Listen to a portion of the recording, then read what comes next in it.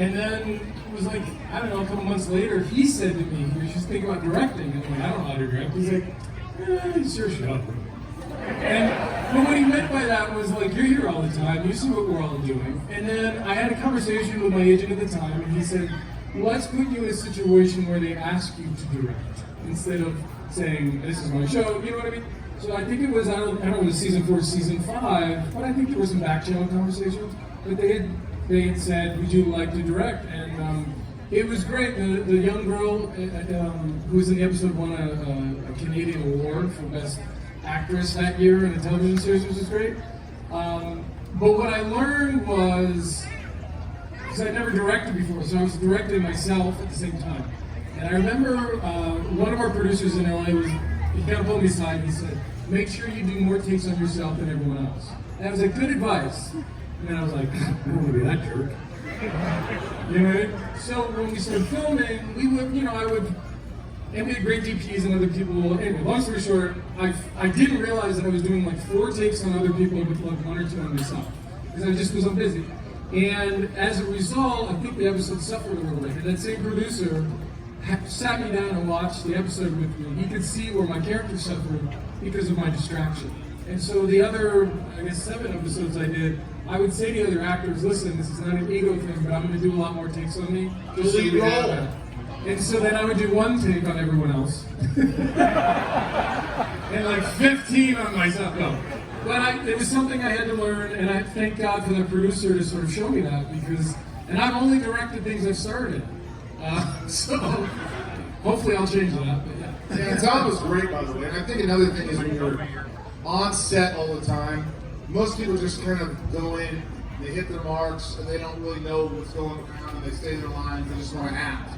But when you're on set constantly, Tom and I started to go, oh, how does this work? And what lens are you on? And why are you asking me to do this? Yeah, and like learning, and all of a sudden you learn enough and you're like, hey, I've listened to what these guys and seen what they've done, and it made it easier. It was a great platform. It was a safe environment to direct an episode, and like you had a big team around you, so you could really grow as a director. So. I also think there's,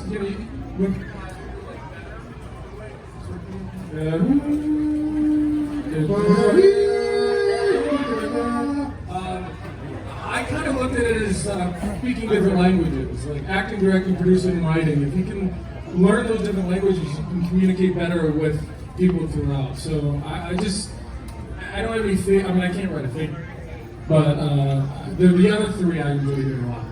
Yeah.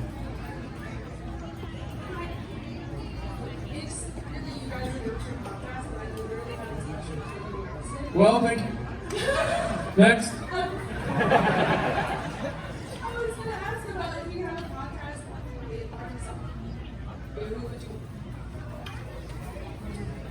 Who would we want to interview on our podcast?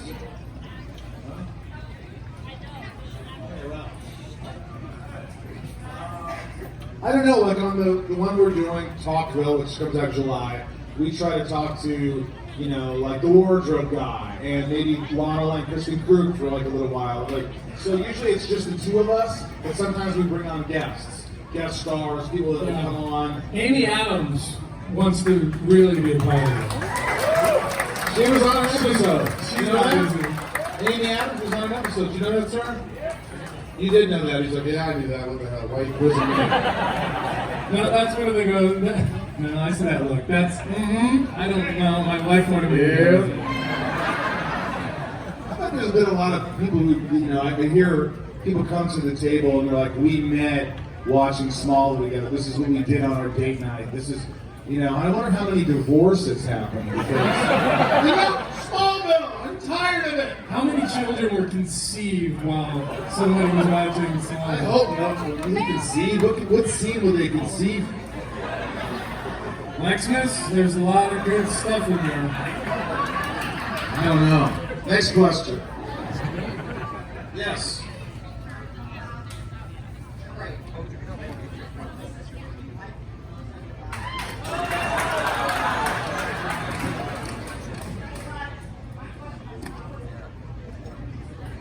How's it working with Kristen for you? It really was. Me and Craig Beeman, who's a big part of the show, Flew up. That would. I'll just talk about it. He was only supposed to be available to work, I think, I want to say 3-4 hours. Obviously, due to his condition and with his nurse and his doctors with him, I think he stayed there for 8.5 hours. He would not let them take him away. The idea would be to shoot up if he had to leave.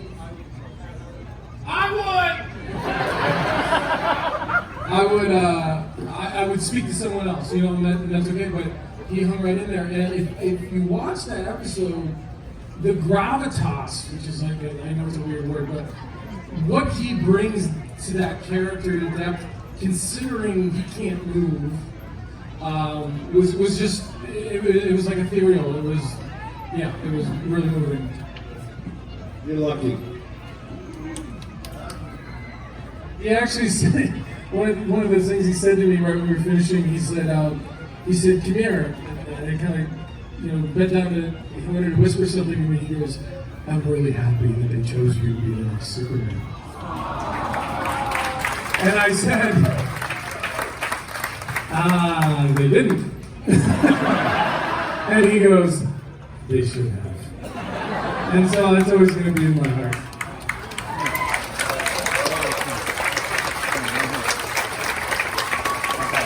Did you ever get a chance to go there? Is that the thing?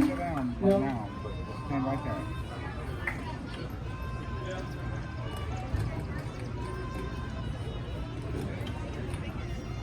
I have something to say. Well, then you should say it. Even though that Superman helps us with everyone, that they know that they love him, then somebody will know that Superman hates kryptonites. Great are responsible for something is his greatest weakness. If you know if you have any kryptonites, Superman will be allergic to it, even though he'll die, because the kryptonites kills that Superman. He kills Superman. I tell you what, you know what, young lady, what's your name? You realize that you are already smarter than Lex Luthor ever was?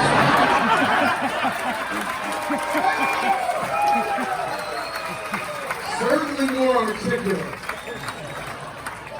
But I still don't understand your question. Sorry. Do you think that Lex Luthor is the only one that's been responsible for his dad that died because he grew up in his own town called Smallville, which is that Superman was placed in a ship for? Placing a what?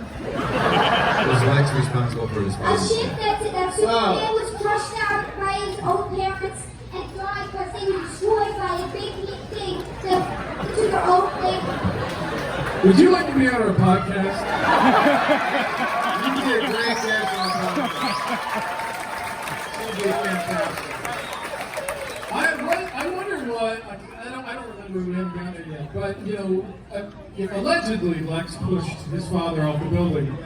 Did Lex ever get to it, or was he just left it on the ether? No, I think he would just, I think He slipped. Well, let's be honest. Lionel Luthor deserved it, did he not? I'm not saying you should kill your father, but I'm saying that Lex Luthor did, and he went down that road. He tried to be good for so long, and then and everybody's lying to you and deceiving you, and sometimes you just gotta do some. Is it true they cut the line as Lionel was falling that Lex yelled, I'm doing you a favor! I mean, me a favor! No, I think Lionel, though, as he was falling, said.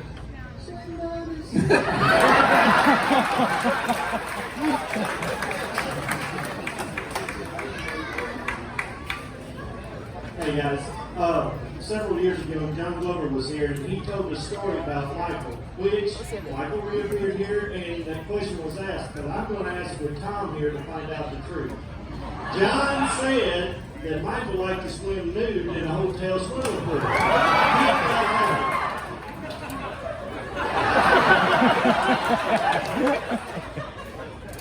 I'll say this, Your Honor.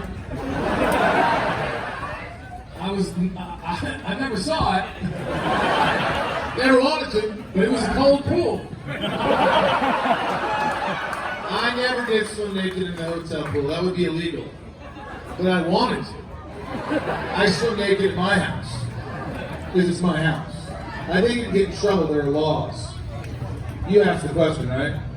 I'm looking at the wrong guys. I don't care what you do in your personal time, son. That wasn't even my question. It's like, I mean, the Ohio River fits great naked. Yeah, go take a dump in the Ohio River. I've done that before though when I was in high school. Not take a dump in the Ohio River. So naked.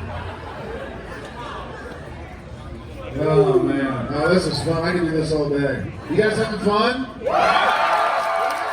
All right. I love it. Where's Christy? Christy, where are you? Oh, good. There's Christy. Hi, Christy. Good to see you. Is your family here? Yeah. Mama Shepherd. Mama Shepherd. Christy, where are you? They're not here yet. They would have said something. My neighbors growing up, they're driving 5 hours out here to see me. Yeah, so I got them free tickets to Smallville Nights tonight. Who drove further than 5 hours? 6.5. 12 hours. 12 hours? You must be young. Do I hear more than 12? Do I hear 13? 14. Why does your microphone farting? Microphone. Yesterday we heard 14 hours. Well, thank you for coming out here. I appreciate you. Thank you. Vegas, why did you leave? Oh, you came to see me. You could have watched it on this guy's camera. He's live streaming the whole thing.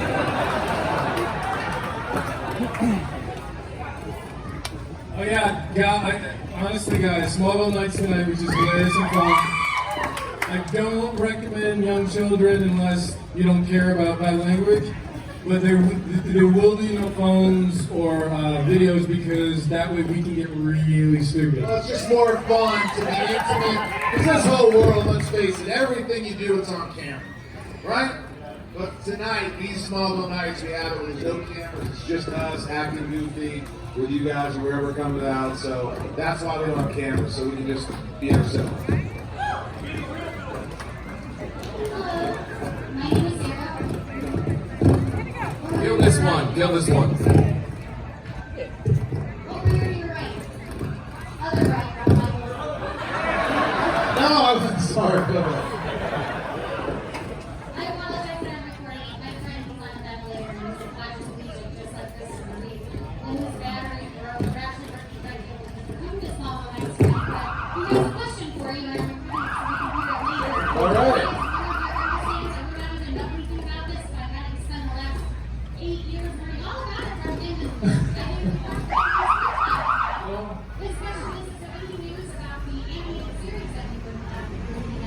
We're waiting for Alan Miles to create a Smallville because we pitched it to them and they love the idea, but they're doing another series called the Wednesday Addams series.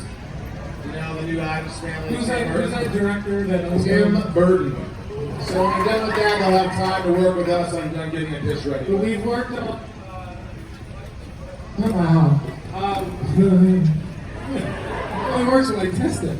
I will say that Michael found us a really great animator. We have some mock-ups. We have a poster, and Lionel Luther is looming over everyone. It's Really cool. It's cool. So hopefully we'll get it made. We're trying and we're really working. It takes from the start of something, the inception, the idea, to getting something made can take years and years. Remember that movie Dodgeball? It took them 12 years to make that movie. 12. So sometimes it takes years to get things off the ground and you just got to keep pushing forward. Yeah, you hear that over there? It's like making fart noise.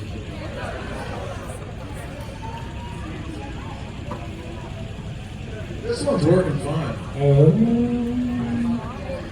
Wahoo! Werewolves in London. That's up. Yeah, what's that Chinese restaurant he goes to? I heard that the other day.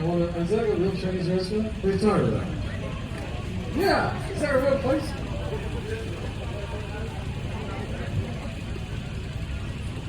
I think that Pepto Bismol helped me, to be honest with you. You're supposed to swallow it, not put it up there. It's not a suppository? No, we don't. No. I'm sorry, I got a question here.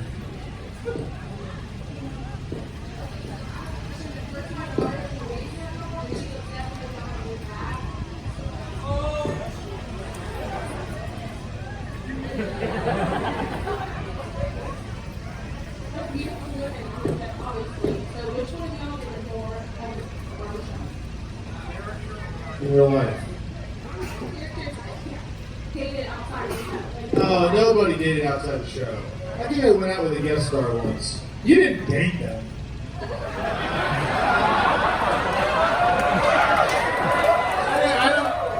This guy over here is like, come on, buddy. Tell me the story. Come on, what's going on here? I want to hear the dirt. There's no dirt, really. I mean, I think one of actually, it's what you said. I think one of the reasons why the show did last so long is because there really wasn't that going on in the show. Nobody really dated anybody in the show, so there was no. You know, you hear these shows, oh, they dated, they broke up, now they can have scenes together. Like, grow up, you guys. This is a job. well, let's be honest. I mean, if Kristen asked me on a date, I would have been like, yeah, hello. But, you know, she's going to like the bald guy. What are you going to say? Hey, well, it's hot. So it's not really a question. I just wanted to tell you that I've been watching since I was 10, and that show was kind of like my escape from reality. My dad was going to prison at the time, and I was 10. Going to prison? And it's been so long, he's out. Sorry. Is he out of prison now? He is, but he's bad. Yeah. So it was an escape from reality. He had to go to like court and stuff like that as a kid. So watching Smallville was my escape, and having that like COVID stuff like that, I ended up getting this tattoo, and so every time I Is that Kryptonian? I can't read it. What is It's actually spelled out at the top, and it says hope, that it's a Superman symbol, house bell, and then that's just the hope symbol. Is there a whole alphabet? Yes. Because someone brought me something today and that Kryptonian, he's check it out. I'm like, and he's like, what'd you do in the show? Bad Superman. Every time someone gave Clark with Kryptonian, Clark didn't know what it was, so I could just be like, I don't know. Curious. But hey, I want to commend you on having strength and facing so much adversity and dealing with so much crap. And I love it, so bravo to you. I also remember thank you for your podcast, because you interview people, and the podcast isn't like a normal podcast. You have to look at questions, and sometimes you have to craft a date, and sometimes if you were invited to a date, and then also hearing like your stories and stuff like that about mental health is really awesome. I listen to it. I'm a Patreon member. Well, you know, I listen to all the guys' episodes, so I'm really stoked about Talk Now. Thank you. I'm excited too. What do you guys think about that name, Talkville? It's about the best we can come up with. Oh, everything you want to know about Smallville. We kind of thought about small talk. It was taken. Small Talk was taken, and Talkville we can't get sued. I wanted to call it Star City. Oh, Elon Musk does that. Hey, first of all, I just love you two. Y'all's chemistry together is amazing. In Smallville, I also just, every episode I watch. And Thomas, so Michael, I met you. You're a great guy. My son. I love it when they feel like they have to give you a compliment. I do. Yeah, like the stepchild. It's like, Tom, we just really love you, and like, oh, you're really good. But, you know, you really made that show, and I love that you shaved your head for it. No, I'm kidding. That's what my son said. He asked you that question. He was younger when he did that on that. But I really appreciate you. Tom, I do have to ask you a question. Okay, you did help us. I'm from Memphis, Tennessee. And that show was in Memphis, Tennessee. What was the connection? Why Memphis, Tennessee? Cheerleaders. That was a really cool thing. I just started a production company with Warner Brothers, and we had come across this book that the series is based on, and it was just this really cool, fun insight into the world of cheerleading. And at the time, Don Ostroff, who was the head of Warner Brothers, literally was like, I want to make that, and right away. And so we got in production and shot in Vancouver while we were shooting License in Smallville. So I would like finish shooting Smallville and then call the producers and be like, we're going to shoot today. And I'd go over and like hang out on that set for a while. And I think if that show had one more season, it would have taken off. Don Ostroff left. The new guy he came in. His focus was more on reality television, and this was just a show that was just not performing yet. Just like, I mean, it wasn't the same, but Seinfeld had the same thing. The first episode or first season of the first season of Seinfeld was a little lackluster, really, and they gave it one more season and then survived. And I think that Hellcats would have been able to do that because it's such a fun, exciting, and then now you have a couple of shows that are on TV that I think kind of are like Hellcats. And so thank you, Raji. Thank you. And now it's been so long we can get all those cheerleaders to come back and be the coaches. I did a lot of shows where I'm like, gosh, I would have liked one more season. One season is just not enough. Is that the Mikey Dumpy Jane? I did that one for a season. In Pastor, I did for 2 seasons. Oh, you saw it. It was a good show. Joey, Jack, Duncan, Jane? Didn't last. Joey, Duncan, Jack, and Jane was a show, yeah. What do you do? Alright guys, sorry, this is the last question.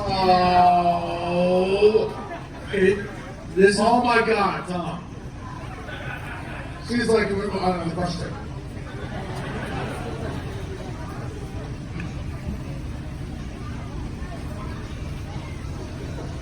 You want to rehearse with us right now for the podcast? We're not doing it right now, but yeah.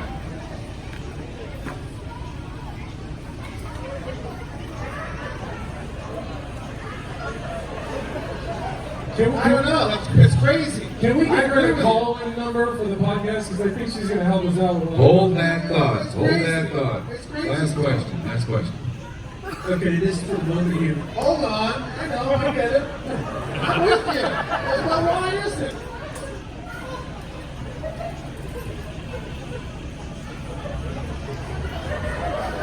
Security. I agree with you. I know it's weird. Are you here by yourself? Talk really fast. Go ahead. If you were to have one final bout between Lex Luthor and Superman, how would it be? It'd be a long hug. You know what? Start with a hug. Make it feel like, hey, you know, Mike would probably try to touch my face. What was the line? Our could have been the stuff of legends. Our friendship could have been the stuff of legends. It's sort of like that. It's like, God, you started out doing so well. You know, you saved me, and I offered you this truck.